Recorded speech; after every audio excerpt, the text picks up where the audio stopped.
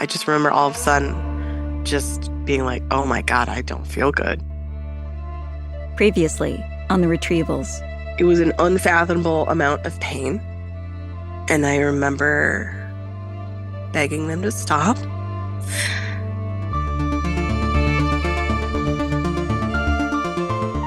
And one of the attendings, she looked at me and told me to tell her that it was okay. That's one thing I regret the most, that I didn't say, like, it's not okay. I felt horrible. And then I got mad. And then I got really mad. From Serial Productions and the New York Times, I'm Susan Burton, and this is the Retrievals Season 2, The C-Sections. And I got really mad, and I was like, I am going to talk to the provider. I don't even know what to say. I'm so angry. Usually this scene happens in a hospital corridor. There's a template for this.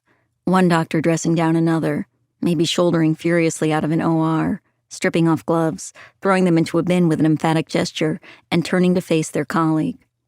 The one doctor, passionate and outraged about what just happened in that room, and another who we can tell did not make the right choices, but genuinely feels bad. How it happens on our show, in real life, is Dr. Heather Nixon is at home in pajamas on her day off. She's just learned that her colleague, Clara, was in agonizing pain during her C-section. Heather is the head of obstetric anesthesia. Making sure patients are not in agonizing pain during their C-sections is her job. Heather puts in earbuds and calls the anesthesiologist from Clara's surgery. And I said, hey, what the hell happened? To Heather, at first the anesthesiologist seems confused. But we gave her all these meds, he tells her. The two of them begin reviewing the events. The anesthesiologist says that he'd given Clara an anti-anxiety drug, midazolam. He kept saying to me, well, she has anxiety. And so we kept giving her like anti-anxiety medicines. And I said, but she was telling you she was in pain. And he's like, oh, well, she had anxiety. She was just very anxious. The anesthesiologist had repeatedly mislabeled Clara's pain as something else. It was also, well, the patient was having a lot of pressure. And that's when that word really became a dirty word to me. I was like, yeah, but no. In addition to midazolam, the anesthesiologist had given Clara fentanyl and ketamine. Giving extra drugs is standard when a cesarean patient is in pain. But he'd given way more drugs than Heather would give before making the call that the only way to relieve the patient's suffering is to convert to general anesthesia, to put the patient to sleep. And I said, well, why didn't you just put her to sleep? Like, what was your reservation? And he said, well, I was afraid of losing her airway. General anesthesia is the kind where you get a breathing tube to keep your airway open. But for decades, doctors have been taught that pregnant patients are hard to intubate, that they have difficult airways. I said, but in any other setting, you would have put this patient to sleep. If you were on the third floor, which is where our main OR is, and you were doing a cardiac case, you would just put the patient to sleep. You have no fear of that airway. You handle difficult airways all the time. And the problem is that in doing everything possible to avoid general anesthesia, a doctor can create an even more dangerous situation, which is what happened here. And I was like, well, but you administered like 4 times the amount of meds that we would normally do. Like, didn't you even worry that the patient was going to stop breathing at some point because you're given so much anyway? Like, wouldn't it have been better to have a breathing tube in place? When I talked to this anesthesiologist, he said that he felt terrible about this case. But overall, he emphasized that he'd done what, in his judgment, would keep the patient safe. To Heather on the phone that morning, it seemed like the anesthesiologist was rationalizing every choice he'd made. But these weren't just his personal rationalizations. They were collective ones. He was using all the language, all the culture, all the fears that have been bred into us for years. She's got anxiety, so maybe it's just anxiety. Pressure is normal, right? I gave her all these medicines, so she's not going to remember it.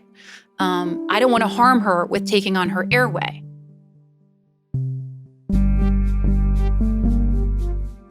Heather hangs up. What was wrong was not that this doctor had a set of beliefs about C-sections that were out of the ordinary. What was wrong was that these beliefs were ordinary. Heather walks across the room to the kitchen, stands in front of the coffee maker. Heather has never had a patient who was screaming, "Make it stop."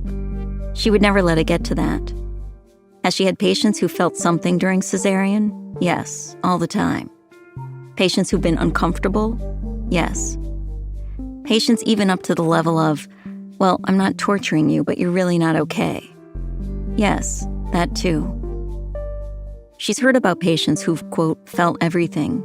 But to Heather, it always seemed like, okay, the patient felt more than they expected to feel, but they misunderstood, because what doctor would allow that kind of suffering? Now she wonders if she's the one with the misunderstanding. Cut to the dining table. It's dark now. Heather's face lit by her laptop. We're not sure whether it's the same day or another, but we have the impression that she's been in this position for hours. She's on social media, TikTok, Reddit, reading accounts of painful C-sections. Patients who've been through this say they feel cutting. They feel pulling. And yeah, okay, a doctor will tell you that pulling is normal, but not this kind. They feel outraged that they are screaming in pain and that an attending continues to teach a resident like nothing is abnormal. They feel their organs being moved around. What does that feel like, to have someone lifting out your insides? Gross and scary, says one patient. They are given drugs, but the drugs make them not remember. Or they do remember. They remember their vigilance. They remember listening to the monitor, waiting for their heart attack. Because they are scared they will die from this pain. They get to the point where they want to die. I felt everything. It's not an exacting description, but it gets at the way that this pain is totalizing. Heather is startled. How do I not know that this happens, right? How do I not know that patients afterwards are choosing to not go back and have a second baby, are choosing to not have C-sections even if there's harm to their child because they're so petrified? How do I not know that a significant number of women do not feel empowered enough to say, I hurt? Mm-hmm. I could have read all those stories on the internet. I could have looked at all the accounts and been like, oh, well, it was an emergency C-section, and so they must have dosed the epidural and it didn't quite work, and maybe the OBs didn't know and they just started, and then, of course, they went to sleep or something like that, right? Never, ever would I have thought that across the nation, women intraoperatively were consistently having tremendous pain. And so that was a moment where I was just like, okay, it happened to this individual who I know and trust, and it's real. It's real and it happens. And I hate to say that that was the moment that I actually realized that. But something has to happen to shake a person up. It took a little bit of a toll on me for a little bit, just to kind of try to figure out, like, okay, how do we, kind of, what do we do here?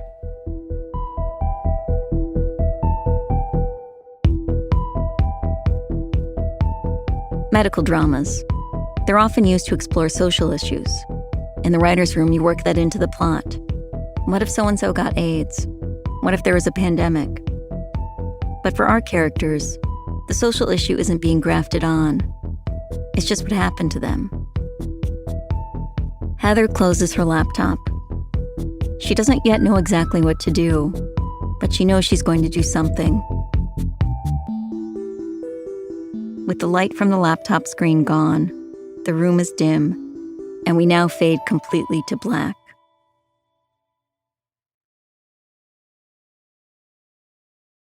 Why would a patient be in severe pain during a C-section? One kind of answer is something like, the doctor didn't listen to her, and that might well be a play in an OR. But why would her epidural or spinal fail to begin with? There are all kinds of reasons, like maybe the needle was inserted off center, maybe the catheter moved, maybe the doctor underdosed it. When a block fails, there are lots of things anesthesiologists can do to fix the problem. But the fact that this is a problem, the fact that blocks do fail, comes as a surprise to most patients. What also comes as a surprise is that even when a block is working properly, it's unlikely to numb you 100%. All the time, Heather gets the question, "I'm not going to feel anything, right?" Well, you might. You might feel pressure, including pressure from deep inside your abdomen. This is the origin of that phrase, "it's just pressure." But pressure can be painful. The sensation a patient feels during a C-section is most often mild, bearable, and limited to certain parts of the surgery. But there's a whole range. What might be tolerable for one patient might be excruciating for another. The only thing that will knock out all sensation is general anesthesia. If you or your mother had a cesarean before the 1980s, there's a good chance you had general. But general has not been the first choice for cesarean for a long time. It carried risks for pregnant patients.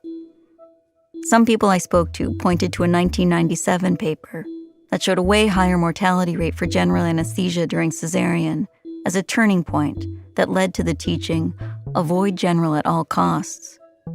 Others observed that it had been falling out of favor for decades before then. General is a lot safer now than it used to be. And any anesthesiologist who does cesareans regularly is likely to be comfortable using it. But on the whole, the taboo against it remains strong. Pain during a C-section won't kill anyone, but general anesthesia might. And maybe nobody has ever died on the operating table from C-section pain, but plenty of patients have feared they would.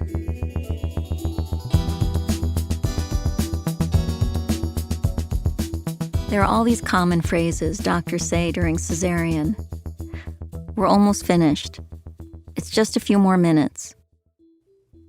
What's clear from patient accounts is that these phrases are as dirty as, "it's just pressure." Because for the patients who feel pain during cesarean, the experience isn't finished after they leave the OR. It isn't just a few minutes that people are affected by this. And now one of those people is Clara. Clara stays home with the twins for 4 months, and then her leave is over.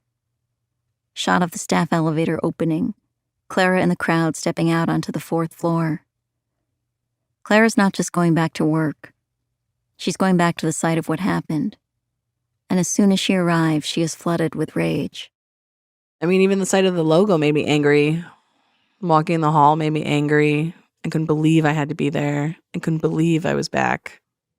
Everything about it made me so mad. You know, that feeling of like this thing happened and the world is still moving, spinning. It's that thing, right? Yeah. Clara's anger was diffuse. Anger at the system that allows this to happen. Anger that it had happened to her.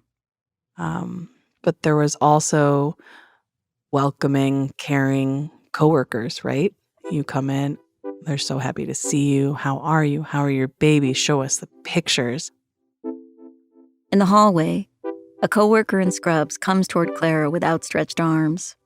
Clara pulls out her phone. We see this happen again in almost identical sequence. Clara beaming. And then we see Clara frozen in her tracks outside the double doors that lead to the ORs. She could not go back to the operating room. And it was kind of understood. Again, Mindy, the nurse who'd taken photographs of Clara's surgery. She and her coworkers felt protective of Clara. And in the beginning, it was a very understanding environment. People would adjust their assignments. But after a while, it started becoming like, I mean, I'm not a charge nurse. I don't make assignments, but I would hear like, okay, like, what is happening? Like, is this still a thing? Can she go back to the operating room? Because you can't have restrictions, honestly. Like, there's only a few nurses, like for terminations or abortions, that have stated their medical religious beliefs. But going into an operating room is part of your job description and part of, it was never official. Because if it wasn't official, like, I cannot go into an operating room, then I think she would not have been able to continue working labor and delivery. And almost every day, Clara did wonder whether she could keep working this job. You could say she had occupational re-traumatization. Or you could say reminders of her surgery were everywhere. Except for one significant one. Clara never saw the anesthesiologist from her C-section around the hospital, which didn't surprise her. He wasn't an obstetric specialist, and he mostly worked on a different floor. She'd never seen him before that night anyway. But she wondered about him. Within a few weeks or a month of being at work, I went to the records office to get my records. Of course, they sent me like gobbledygook. It didn't mean anything. And afterwards, at some point, I actually just went in my chart and navigated to, that day. And I saw his name and I Googled him, but it's just a doctor. It's just a whatever anesthesiologist. Yeah. Did your records reflect, did they accurately reflect what happened to you? No, nothing about it is in there. There's nothing in the surgical report that says anything. It was as if it hadn't happened. In the surgical report, there was no record of Clara's pain, of her own experience. There's a phrase in medicine, a relatively new one, the patient experience.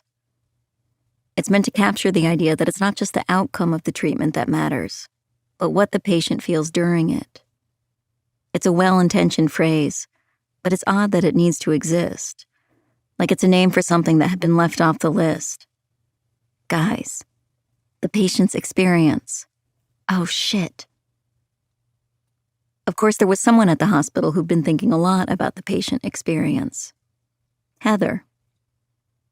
Now we see Heather in her office on the 3rd floor. Black leather couch, hot pink pillow. Heather has been sleeping here some nights, and not just because of her clinical schedule. She's been working on a speech. A speech. A speech is a staple of TV storytelling, a character using a ritualized occasion to get up there and deliver an indictment or something inspiring, to call out bad behavior or to uplift, or to tell one special person how they felt all this time, the whole past 4 years. The occasion for Heather's speech is a medical conference. And this next thing will sound like an improbable coincidence, because in fact it was. Before Clara's surgery, Heather had been assigned to prepare a speech on pain during C-sections for a major national conference. She'd planned to focus on technical tips. Then Clara's C-section happened, and a how-to started to seem beside the point. Over the years at conferences, Heather had sat through dozens of lectures on things like the optimal drugs to put in your spinal, and Heather appreciated these lectures. But it was like all this time people had been talking around something rather than saying it directly. In a lot of ORs, patients are in pain. Pain during cesarean was a subject that had been getting a little buzz around it. There was a reason that this had been assigned out for a speech. A doctor who'd begun to do research on it told me that for a long time it had been a hush-hush topic, something that caused discomfort. Maybe because, she said, no one wants to say, I had a patient under my care, and I watched her be in pain. But look, we've all been in this situation, Heather imagined she could say. And no one feels good about this, right? It's not like we're all just like, oh, everything's fine and looking up at the ceiling. We're all like, ugh, we're all groaning internally saying, I'm very uncomfortable with this and not listening to that discomfort. This is okay. We're going to get her out of here. It's going to be fine. Can we just finish, right? Back when Heather was a resident, no one had talked about cases like this. Instead, you'd go home and you'd have a glass of wine because you were like, oh, that was rough. I didn't like that. Though a lot has changed since then, there's still not as much frank talk about this as there should be. And that was what Heather wanted to try at the conference. Let's rip the Band-Aid off and really have an honest discussion about why is this happening? Heather wasn't sure if this would work.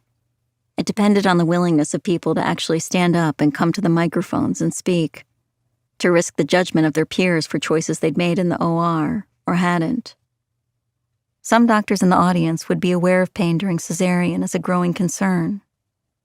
Others maybe wouldn't have a sense of the true scope of the problem, because in their own practices, in their own institutions, pain was well managed.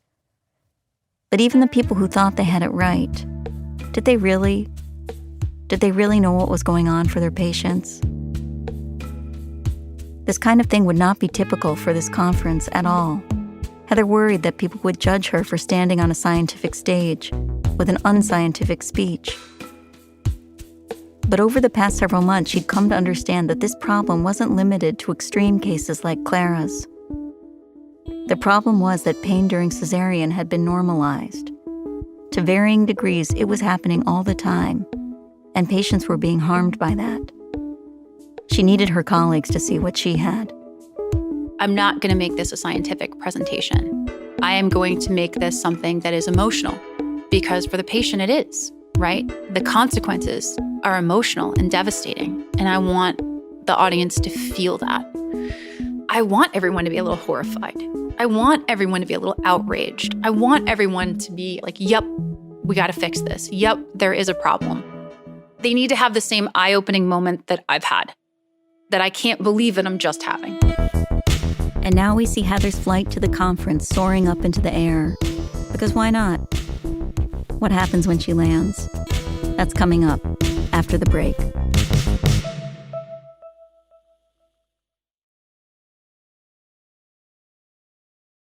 Establishing shot of the Sheraton, New Orleans. The scene is a standard medical conference.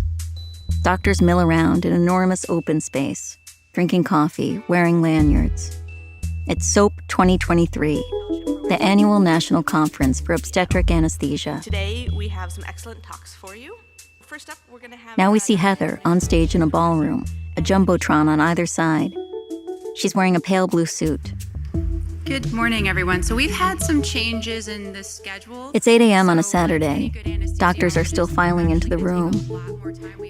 This year at SOAP, there are over 300 presentations of papers and 20 main stage talks and panels.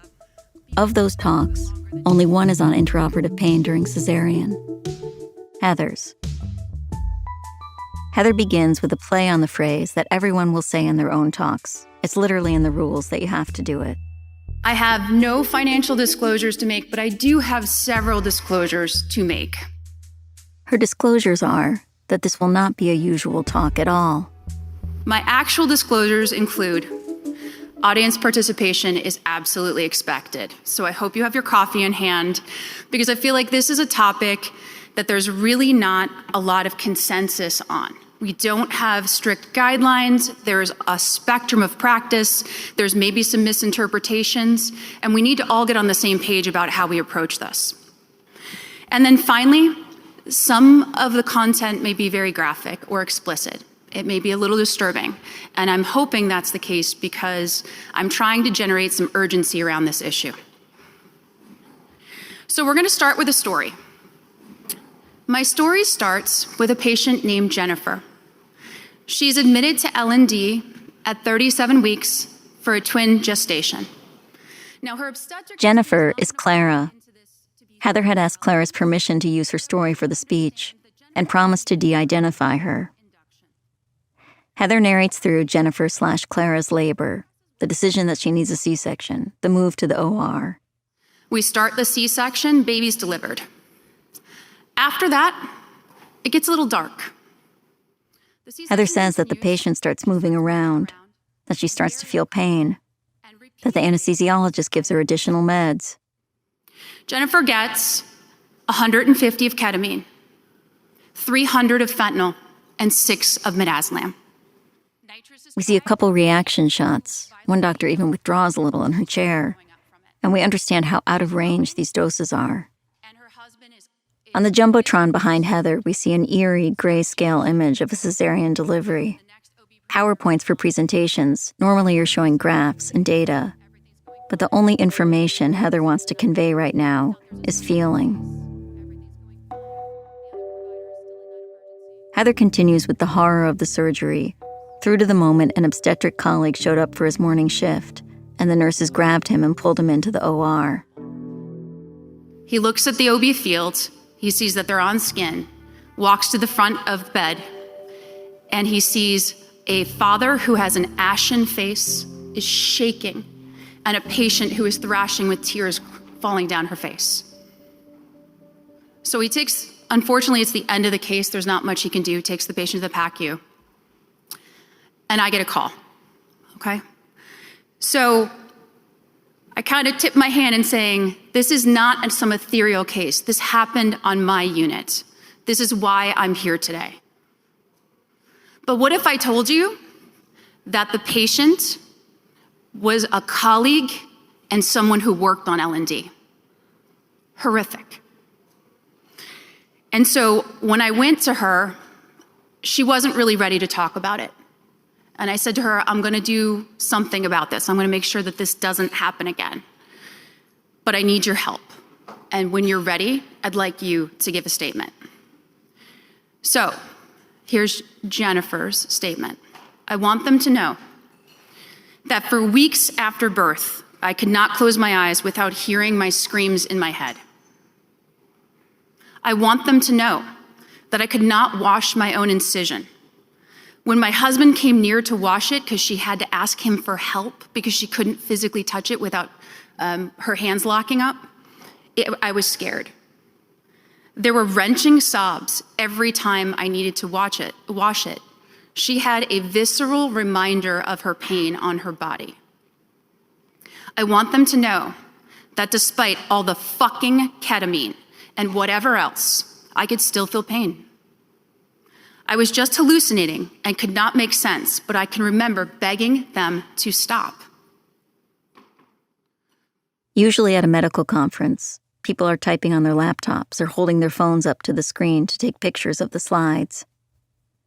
This room is still. So this is a harrowing story. It made me mad, it made me sad, it made me frustrated, and it made me really take a deep dive into what is going on in our country.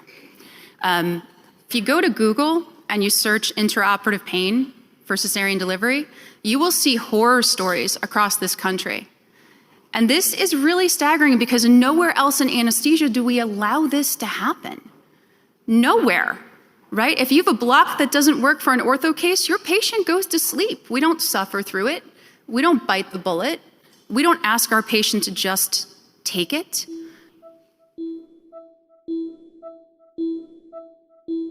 So I'm going to ask just this room at this moment, how many people in the last month have had a patient who's had severe intraoperative pain? There are hundreds of people in the room. We watch as half of them raise their hands. Half. Heather had asked how many people in the last month had a patient who had severe pain during their C-section. And half of the doctors raised their hands. Okay. So this is not rare. We have a group of experts in the room who clearly are experiencing this on a daily basis, and we're just beginning to talk about it. And it's crazy that we're just beginning to talk about it because it's a known problem, Heather says. She ticks through all the different kinds of knowing. There's medical literature, there's litigation, there's doctors' own experiences in the operating room. So what that means is that there's an active kind of not knowing.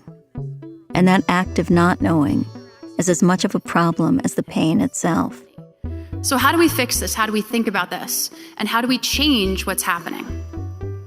So why is this happening? All right? I'm going to assume that everyone in this room is passionate about what they do. They love obstetric patients. They're here to learn. They want to do the best. And I'm going to assume that no one gets into medicine to hurt people, okay? We want to help people. So what is the disconnect? Heather's put the questions to the group plainly. How willing they'll be to wrestle with them is anyone's guess. She opens the discussion to the room.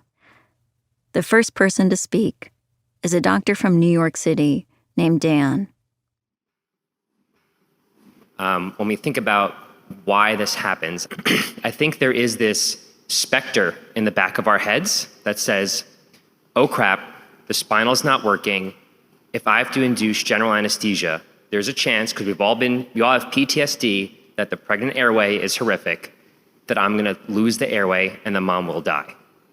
And I think that is what is, I'm going to say it, that is a fear of mine, that I will lose the airway. And then they'll be like, well, yeah, she was uncomfortable, but maybe you could have muscled through and at least she'd be alive. And so that is the balance that I find when I'm dealing with this in the operating room. And I don't know if other people have had that same discussion in their head. No warm-up. No superficial comments before the room really gets going. Dan goes deep straight away. Sometimes I'm scared, he's saying. I'm scared of the biggest thing of all. And in that situation, it seems like the better choice is pain. Heather meets Dan's vulnerability with some of her own. So I think that that's a wonderful point. We were taught since fellowship, since I was a baby, I was taught, don't take on the airway. Pregnant is the big bad wolf. Stay away from it. This is how moms die. You'll never recover. The family will never recover. And so especially towards the end of a case, you might be like, do I really need to, right? This is the gray area that's ugly and it doesn't feel good. And at the end of the day, I don't feel satisfied with my job because maybe I did the right thing. Maybe I didn't. And I'm honest enough to admit it. I've been in that situation several times where I've looked at this and been like, do I really want to do this? Even when the patient maybe had some discomfort. From the stage, Heather sees one of the women she trained with in fellowship giving her a look like, same. People start lining up behind the mics. There's a doctor who practices in New Jersey. So that, for me, it's not just about, the patient's comfortable or she's just exaggerating. It's sometimes that fear that if I do get into a general anesthesia, no one knows how to help me. And there's Zevi. I'm Zevi. I'm also from New York City. I actually really appreciate your point about saying the quiet part out loud, where we're here. The part that spinals and epidurals can fail. When do you tell the patient this thing that you know to be true, but that may sound so alarming to them? These things fail. Wait, what? You're telling me this now? I was wondering how many people actually say that in the pre-op, discuss that spinals and epidurals actually fail. And if they do fail, we test for it and we have options to fix it beforehand, even before, like during your consent process. So I'm Andy. I'm from Stanford. I just wanted to share one of my techniques. Sometimes I either have a patient where maybe there's a language barrier, they're exhausted, they're really scared, and I think my block is working, right? Because my block's gonna work. But, to take my ego out of it. We are tight on Andy's face so that you can see she's being self-deprecating, not cocky. Gently reminding the group to be alert to their own hubris. Doctors continue to come forward, asking questions, offering tips, letting out frustrations. Intraoperatively, I think that the pain versus pressure question is a trope that I really hate in our specialty. But to sort of give the patient the feeling of, don't worry your pretty little head about this, it's fine, that is horrible. It is horrible to not feel listened to. And so I think we all have to. Heather had been worried that there would come a moment like, okay, it's great we're talking about this, but what do we do? Where's the algorithm we follow if a patient is in severe pain? She wasn't sending anyone off with an algorithm to follow, because that algorithm didn't exist. So just a quick thought. And it's clear that the audience is eager to come up with solutions. There's a lot of crowdsourcing, Heather and others talking about everything from specific doses of medicine to styles of communication. Heather has scoured the medical literature for relevant research on this. But for today, the goal is not to settle on a fix. This is steps to solve a problem. Step 1, talk about the problem. That was what Heather wanted. And apparently it was what the room had wanted, too. First of all, thank you for this session. When I come to SOAP meetings, I always think of all the sessions and what are some of the points and concepts that I can take home and actually use in my practice Monday morning. And this, if there's ever a session that's worth missing the coronation of King Charles for, this is it. Thank you. But the comment, there's been a number of... Turns out what's hard is not getting people to talk about this. What's hard is getting them to stop. So you guys have exceeded my expectations in audience participation. So hold where you are right now as next, okay? And then I'm going to get through just a little bit more material, and then I'll take your question or comment, okay? So one of the things that when I talked to Jennifer, she said, where were my OBs? Why didn't they say anything? When we did the M&M on this case, when we asked the OBs, what were you thinking? One of them said, it was horrific. It was horrendous. And they never said a word. Everyone in the room knew something was wrong, and no one said anything except the patient and the patient's husband. So the audience is quiet.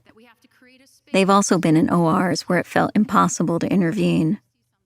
They know there are dynamics in that room that can make it hard for people to speak. That morning of Clara's surgery, there were at least 13 people in the OR. The surgeon, the OB resident, the attending anesthesiologist, the anesthesia resident, the scrub tech, the circulating nurse, a backup nurse, a NICU nurse, at least 2 other NICU specialists, Clara, Clara's husband, and Mindy. Mindy. Cut to the hospital now, the nurse's station. We're back at UIC. We see Heather's image on a computer monitor, and Mindy and other nurses gathered around. Like, they just told us, like, hey, guys, Dr. Nixon's giving a talk about intraoperative pain. You guys should join. So, like, but we didn't know exactly what it was going to be, that it was going to relate to our department specifically at the beginning of that presentation. And we all sat there like pins drop when we heard her say, what if it was a staff member and she was a nurse? And Clara was there that day. And Clara was in the back hallway somewhere, and we all like were looking at each other like, it's about Clara. And we were all like, oh! We see Clara now, alone in an empty office. She's not hiding. She's protecting herself. She knew this talk was on the calendar for today. It's actually not the day of the soap talk. It's a day Heather gave a similar talk for Grand Rounds at UIC. And then when the whole story dropped that Dr. Nixon did a presentation on her, I think we asked her if she was okay, and she was just like, yep, and walked away. So it was like, all right, she doesn't want to talk about it. And Clara didn't. The reason was that she often blamed herself for the pain. Maybe it wouldn't have happened if you hadn't insisted on trying for a vaginal birth, if you'd been more prepared, if you'd moved your body more, if you hadn't been so hysterical. All of this might have surprised her coworkers, but it wouldn't have surprised anyone familiar with birth trauma. So I'm Tracy Vogel, and I'm from Pittsburgh, and my career path has taken me in a very different direction. And right now I've Cut back to the hotel ballroom, close on a doctor in the aisle at the mic. Tracy trained in OB anesthesia at Stanford, but after 20 years, she got to the point where she was seeing so much trauma that she felt like she could make a bigger difference treating that trauma than offering anesthesia. I'm the director of a perinatal trauma-informed care clinic. I think there are 2 in the country right now. There's so much to say. I wish every seat in this room and this lecture was being televised or the video went to every anesthesia provider, because I can tell you this happens a lot more than you think it does. I can't stand here and overemphasize the impact that this has on individuals, their relationship with their babies in the terms of decreased bonding, decreased breastfeeding success. You mentioned the husband in this room.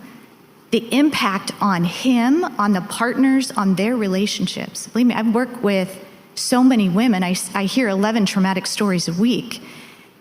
These are individuals that go on to get divorced. They can't even care for themselves. It rocks relationships. The mental health complications, I have women who are still having suicidal ideations years later. Their birthdays of their children become nightmares. The impact is so severe.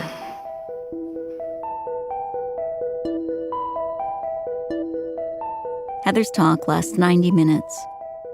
And before she leaves the stage, let's take the temperature of the room. Close-up of a doctor peering at us with momentary surprise through his glasses. He practices on the island of Newfoundland. He's been live tweeting Heather's speech. Swing to another doctor, this one from Texas. For him, pain during cesarean never became normal. He has a presentation he gives to small groups called Just Put 'Em to Sleep. And over here, this woman.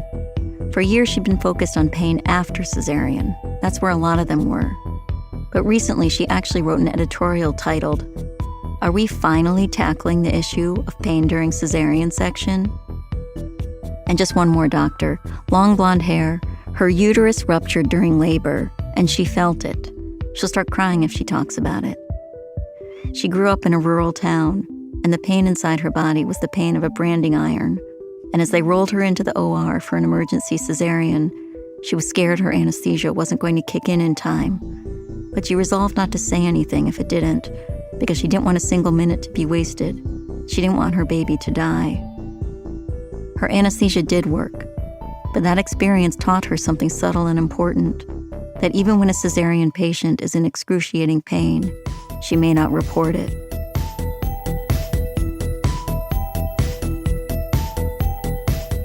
What Heather has just articulated, it speaks to these doctors, and, safe to assume, wide shot now, to most of the hundreds of others in the room. But what about all the people not here? Let's back out of the ballroom now, into the large, carpeted, empty open space. The people inside that ballroom either specialize in obstetric anesthesia or just love it. But there are only several hundred OB anesthesiologists in the whole country. The rest of the 50,000 anesthesiologists in the U.S., the ones you're more likely to deliver with if you're delivering a baby just based on numbers, would they feel the same urgency about this? We're in the elevator now, going down. And how about all the obstetricians, the nurses, everyone else in the OR, the whole team? And even if you do get all those people on board, which, again, tall order, what do you actually do to change an entire culture? What are the concrete steps you take to do something that abstract? What are the solutions?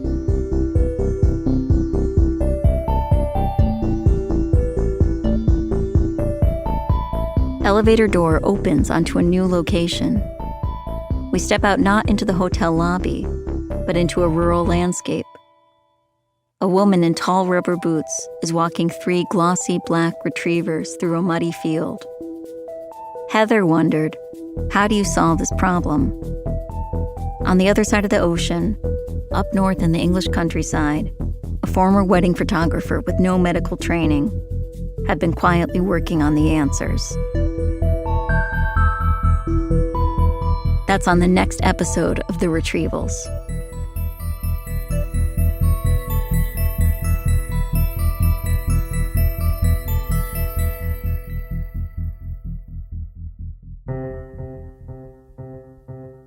The Retrievals is written and reported by me, Susan Burton, and produced by me, Julie Snyder, and Ben Phelan. Julie edited the series.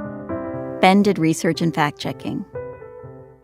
Be sure to sign up for our newsletter, where each week we'll share more reporting from the show, listener stories, and reading lists. Go to nytimes.com/serial newsletter. Music supervision, sound design, and mixing by Phoebe Wang. Original music by Dan Powell, Fritz Myers, and Nick Thorburn. Additional music in this episode by Marian Lozano. Carla Pallone composed our theme song, and it was remixed by Dan Powell. Additional production by Mac Miller. Additional mixing by Katherine Anderson. Editing help on this episode from Jessica Weisberg and Jen Guerra. Our standards editor is Susan Wessling. Legal review from Dana Green. The art for our show comes from Pablo Delcon and Eric Tanner. The supervising producer for Serial Productions is Inde Chubu. Additional producing comes from Mahima Chablani, Jeffrey Miranda, and Corey Beach at The New York Times. And Sam Dolnick is deputy managing editor of The New York Times. The doctors who came to the microphone during Heather's talk include Dan Katz, Bill Kamen, Emily McQuaid Hansen, Andy Trainer, Zevi Hamburger, Klaus Kayer, and Tracy Vogel, whose trauma-informed care tools are online at the Empowerment Equation. Other doctors whose presence I alluded to include Simon Ash, Mike Hofkamp, he's the doctor with the Just Put Him to Sleep presentation, Ruth Landau, author of the Are We Finally Tackling editorial, and other important work on pain during cesarean, and Laura Sorabella. Special thanks as well to Susan Beachy, Lawrence Sen, Rebecca Meinhardt, Brenda Kamdar, Purvis Sultan, Alicia Baitu, Leah Shaw Dameron, Diane Wong, Genevieve Galerno, and Anna Whalen, a maternal fetal medicine specialist who's written about returning to work on L&D after birth trauma. The Retrievals is a production of Serial Productions and The New York Times.